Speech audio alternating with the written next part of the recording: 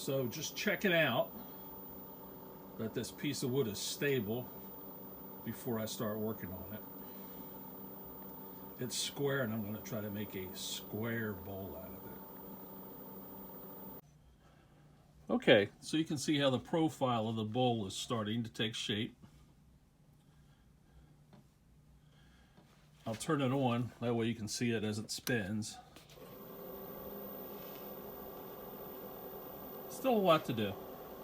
Thanks. So what this is called a tenon. You cut that into one of these, because in a few minutes I will take this off, flip it around, and that tenon will actually be inserted in what's called a jaw chuck, and it will hold the bowl very safely. So this is the project that's now been flipped around.